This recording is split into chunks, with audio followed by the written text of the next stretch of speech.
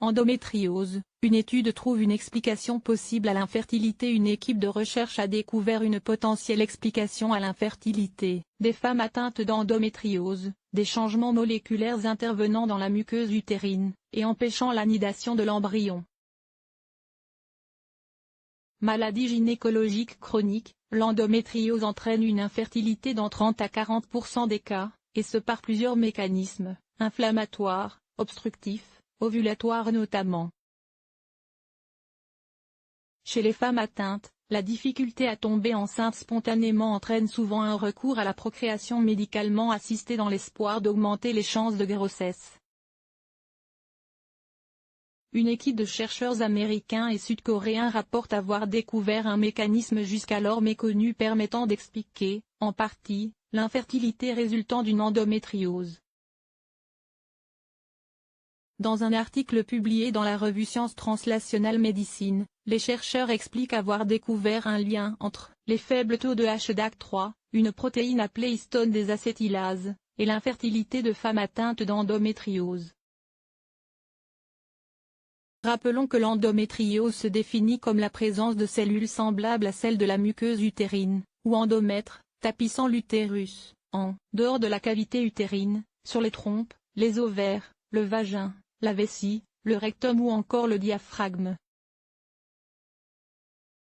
De récentes recherches laissent penser que la muqueuse utérine des femmes atteintes d'endométriose serait structurellement différente de celle des femmes non atteintes, ce qui pourrait expliquer pourquoi le reflux du sang des règles occasionne des lésions d'endométriose chez les malades. Ici, les chercheurs ont recueilli des échantillons de muqueuse utérine de 21 femmes infertiles atteintes d'endométriose. Un examen de ces tissus a révélé une diminution du nombre de HDAC3 par rapport aux femmes fertiles n'ayant pas d'endométriose. Or, la HDAC3 jouerait un rôle important dans le contrôle de certaines protéines de l'organisme.